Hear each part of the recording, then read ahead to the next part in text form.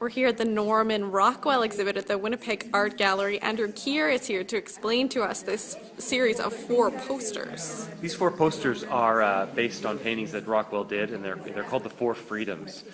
They were done in 1943, the paintings were, that is, as a response to a speech that the American President Roosevelt gave in 1941.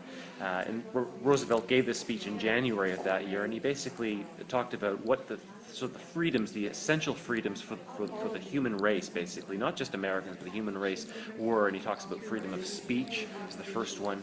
The second is freedom of worship. The third is freedom from want. And the fourth is freedom from fear.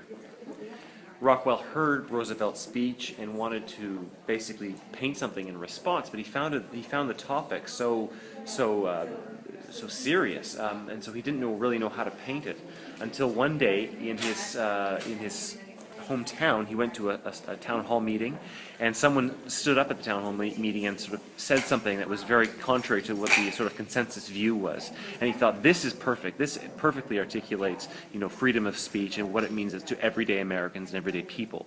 And so these 4 images are really about looking at these big issues in terms of the everyday, at least everyday American life.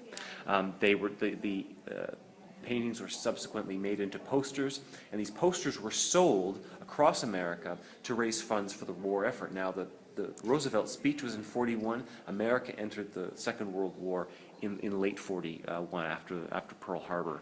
So it's really a piece of history here in terms of America's involvement in the Second World War and the post-war era. It's interesting how he condenses those big topics down into kind of almost everyday situations. Some people at church, some people sitting around the dinner table, some parents tucking their children in at night. The people's faces really pop out at you and their emotions. Yeah, it's certainly the everyday.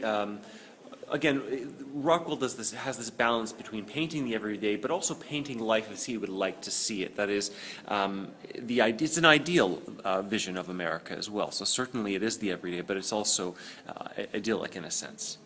Excellent. Thank you very much. My pleasure.